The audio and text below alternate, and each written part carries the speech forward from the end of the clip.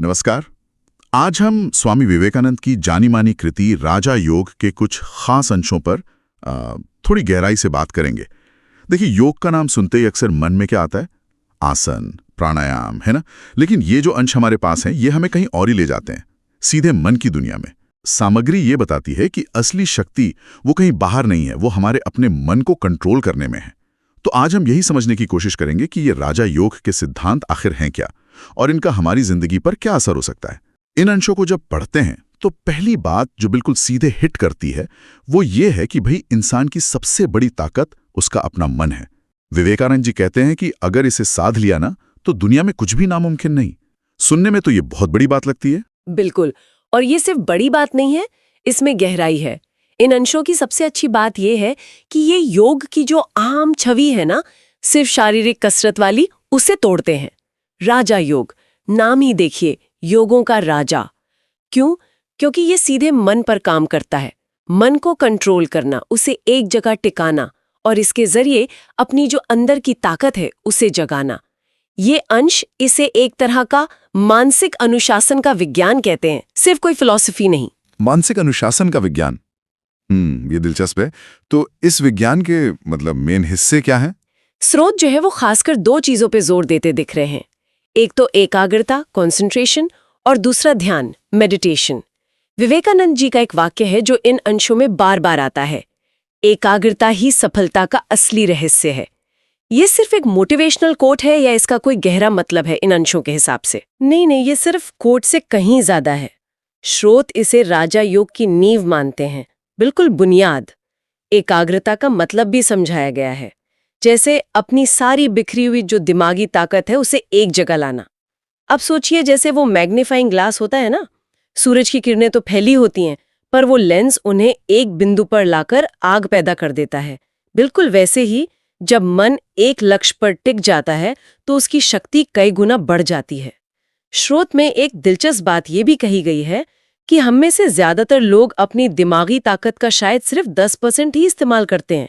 बाकी 90% वो तो बस भटकने में निकल जाती है। एकाग्रता उस 90% को काम में लाने की चाबी है, समझिए। अच्छा, तो ये सिर्फ स्पिरिचुअल ग्रोथ के लिए नहीं है, क्योंकि योग को अक्सर दुनियादारी से थोड़ा अलग देखा जाता है। लेकिन स्रोत कह रहे हैं कि ये जीवन के हर क्षेत्र में सफलता की कुंजी है, ऐसा? हाँ, और यही तो राजा योग की प्रैक्टिकलिटी है जो इन अंशों में साफ दिखती है। विवेकानंद जी इसे सिर्फ मोक्ष का रास्ता नहीं बता रहे हैं। वो कहते हैं, चाहे कोई स्टूडेंट हो, बिजनेसमैन हो, आर्टिस्ट हो या साइंटिस्ट, कोई भी हो, बिना एकाग्रता के कोई अपने काम में बेस्ट नहीं हो सकता।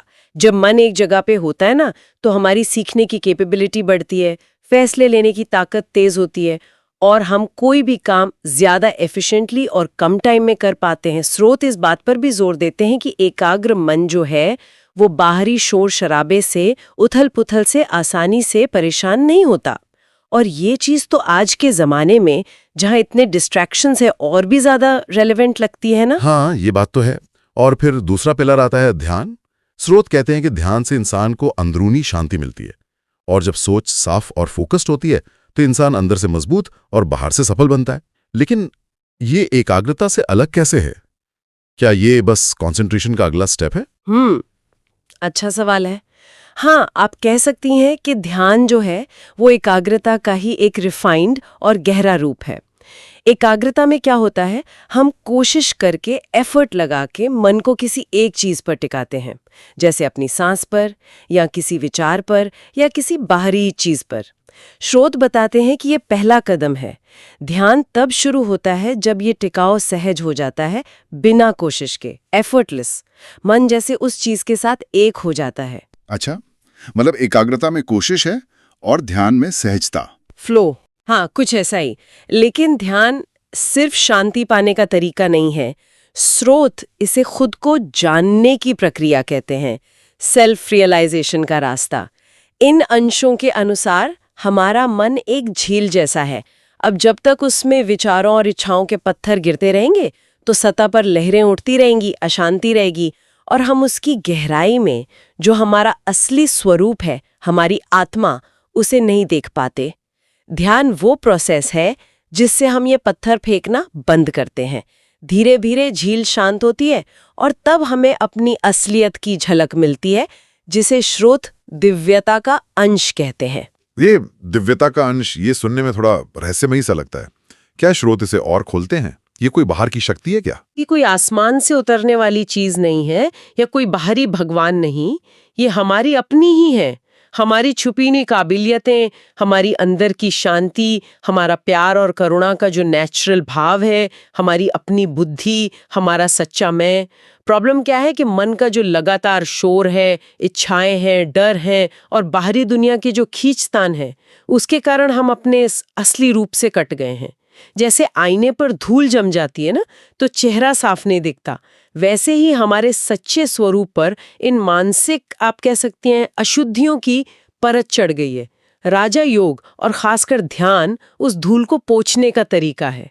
तो इसका मतलब ये हुआ कि हम सबके अंदर वो शक्ति पहले से ही है, बस उसे पहचानना है, उसे सामने लाना है, कुछ नया हासिल नहीं करना। बिल्कुल, स्रोत इसी पर सबसे ज्यादा जोर देते हैं। राजा योग किसी बाहरी भगवान या शक्ति पर डिपेंडेंसी नहीं सिखाता। ये कहता है कि तुम खुद ही शक्ति का स्रोत हो, बस अपने मन के मालिक बन जाओ। ये कितना एम्पावरिंग विचार है, सोचिए। ये हमें बेचारा या मजबूर महसूस करने की जगह अपनी ताकत का एहसास कराता है। श्रोता यहाँ तक कहते हैं कि दुनिया में जो भी महान काम हुए हैं, वो इसी फोकस्ड और डिसिप्लिन मन की शक्ति से ही हुए हैं। ये सुनने में तो बहुत ही अच्छा लगता है, लेकिन प्रैक्टिकल लेवल पर इसे साधना कितना मुश्किल है? क्या स्रोत इसकी चुनौतियों के बारे में या शुरू कैसे करें इसके बारे में कुछ बताते हैं? आजकल की जो भागदौड़ वाली जिंदगी है उसमें ध्यान लगाना तो बड़ा मुश्किल लगता है। हाँ, ये बात सही है। और स्रोत इस सच्चाई को अनदेखा नहीं करते हैं कि ये रास्ता आसान नहीं है। बिल्कुल नहीं है। मन का स्वभाव ही है चंचल होना, इधर उधर भागना। उसे साधना एक जंगली घोड़े को काबू करने जैसा है। इन अंशों में धैर्य, पेशेंस और लगातार अभ्यास, कंसिस्टेंसी पर बहुत जोर दिया गया है। ये कोई जादू की छड़ी नहीं है कि आज सोचा और कल मन काबू में आ गया। विवेकानंद जी के हवाले से स्रोत बताते हैं कि रोज अभ्यास करना जरूरी है, भले ही थोड़े समय के लिए क्यों ना हो। शुरू में जैसे किसी शांत जगह पर बैठना, अपनी सांस पर ध्यान देना या किसी एक विचार पर मन को टिकाने की कोशिश करना, ये सुझाव दिए गए हैं। सबसे जरूरी बात है हार ना मानना और लगे रहना। अच्छा, तो ये एक ग्रेजुअल प्रोसेस है, धीरे धीरे होगा। और क्या स्रोत सिर्फ मन पर ही फोकस करते हैं या इसमें शरीर का भी कोई रोल है? राजा योग का मेन फोकस तो मन ही है, लेकिन हाँ, स्रोत शरीर के महत्व को भी मानते हैं। उनका कहना है कि एक स्वस्थ और संयमित शरीर जो है वो मन को साधने में मदद करता है, एक तरह से सहायक है। इसीलिए संतुलित खाना, रेगुलर लाइफस्टाइल और कुछ हद तक शारीरिक शुद्धि जैसे हठियों के आसन और प्राणायाम, इनको भी राजा योग की प्रैक्टिस में मददगार माना गया है, लेकिन इन्हें मुख्य लक्ष्य नहीं बताया गया। मेन गोल तो मन पर जीत हासिल करना ही है। स्रोत में एक जगह ये भी कहा गया है कि जब मन ताकतवर और शांत होता है तो उसका पॉजिटिव असर शरीर पर भी पड़ता है और इंसान ज्यादा स्वस्थ महसूस करता है। तो अगर हम इन अंशों का सार निकालें, निचोड़ देखें, तो राजा योग सिर्फ कुछ टेक्निक्स नहीं है, बल्कि ये जीने का एक पूरा तरीका है। मन, शरीर, आत्मा में एक बैलेंस बनाना। एकदम सही कहा। ये बैलेंस, ये संतुलन ही कुंजी है। योग का मतलब ही है जुड़ना या मिलन, अपने सच्चे स्वरूप से जुड़ना, मन और शरीर का संतुलन। स्रोत बताते हैं कि जब ये संतुलन सध जाता है, तभी इंसान अंदर से शांत और बाहर से ताकतवर बनता है। वो दुनिया के काम करते हुए भी उनसे डिटैच्ड रह सकता है, अनासक्त। ये जीवन से भागना नहीं सिखाता, बल्कि जीवन को कुशलता से जीना सिखाता है। ये दिलचस्प है, कुशलता से जीना।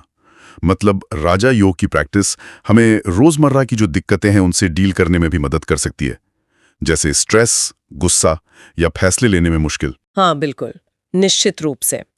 स्रोत बताते हैं कि जब हम अपने मन को देखना और समझना सीखते हैं, तो हम अपनी रिएक्शंस के प्रति ज्यादा अवेयर हो जाते हैं। हम गुस्से या तनाव में बस बह नहीं जाते, बल्कि रुककर सोच समझकर जवाब देना सीखते हैं, रिस्पॉन्ड करना सीखते हैं, रिएक्ट नहीं। एकाग्रता और ध्यान से हमारी डिसीजन मेकिंग सुधरती है, क्योंकि मन ज्यादा साफ होता है, क्लियर होता है। हम सिचुएशंस को ज्यादा ऑब्जेक्टिवली देख पाते हैं बिना अपने बायसेस के। एक तरह से ये हमें अपनी जिंदगी की गाड़ी का ड्राइवर बनाता है, न कि सिर्फ एक पैसेंजर जो हालात के थपेड़े खाता रहे। ये तो वाकई में आज के समय के लिए बहुत ही रेलेवेंट लगता है, जहां बाहर की दुनिया इतनी तेजी से बदल रही है, इतनी अनिश्चितता है, वहां अपने अंदर एक शांत स्थिर सेंटर खोजना बहुत जरूरी हो गया है। बिल्कुल, और स्रोत हमें यही रास्ता दिखा रहे हैं। बाहर की स्थिरता खोजने के बजाय अपनी अंदरूनी स्थिरता पर काम करो। जब अंदर का तूफान शांत होगा तो बाहर की लहरें आपको डुबो नहीं पाएंगी। ये आत्मविश्वास और आत्मनिर्भरता का रास्ता है, सेल्फ रिलायंस का। तो स्वामी विवेकानंद के राजा योग के इन अंशों से जो मुख्य संदेश निकल कर आता है वो बहुत सीधा है और बहुत शक्तिशाली भी। अपने मन को जीतो और तुम पूरी दुनिया को जीत सकते हो। जैसा कि स्रोत में कहा गया है, control your mind and you control your life. ये सिर्फ पढ़ने या सुनने की बात नहीं लगती, ये तो अभ्यास करने का विज्ञान लगता है। हाँ, और उन लोगों के लिए जो जानकारी को तेजी से और गहराई से समझना चाहते हैं, ये सिद्धांत खास तौर पर महत्वपूर्ण हो सकते हैं। देखिए, मानसिक स्पष्टता और फोकस आज के इंफॉर्मेशन एज में एक सुपर पावर की तरह है। ये अंश हमें बताते हैं कि ये सुपर पावर हासिल की जा सकती है। राजा योग इसके लिए एक प्रैक्टिकल रोड मैप देता है। ये कोई रहस्यमयी साधना नहीं है, बल्कि मन कैसे काम करता है उसे समझकर उसे ट्रेन करने का एक सिस्टमैटिक तरीका है, जो इन अंशों में साफ तौर पर समझाया गया है। तो ये चर्चा स्वामी विवेकानंद की पुस्तक राजा योग के उपलब्ध अंशों पर आधारित थी, और ये अंश हमें मन की जो अपार क्षमता है और उसे कंट्रोल करने के तरीकों पर एक गहरी और काफी व्यावहारिक प्रैक्टिकल दृष्टि देते हैं। ये सिर्फ फिलॉसफी नहीं लगती, बल्कि जीवन में उतारने लायक सिद्धांत लगते हैं। जी हाँ, और जाते जाते एक सवाल सोचने के लिए छोड़ जाते हैं, जो इन अंशों को पढ़ने के बाद मन में उठता है। हम अपनी बाहरी दुनिया को संवारने के लिए अपना करियर, रिश्ता, पैसा, संपत्ति, कितना समय, कितनी ऊर्जा, कितने रिसोर्सेज लगाते हैं ना, और उसकी तुलना में अपने अंदर की दुनिया को, अपने मन की शांति, एकाग्रता, आत्मज्ञान, इसे साधने और समझने में कितना इन्वेस्ट करते हैं। क्या हमारी प्रायोरिटीज वाकई उस बैलेंस को दिखाती हैं जिसकी बात ये स्रोत कर रहे हैं? इस पर सोचना शायद हमारी जिंदगी की दिशा बदल सकता है।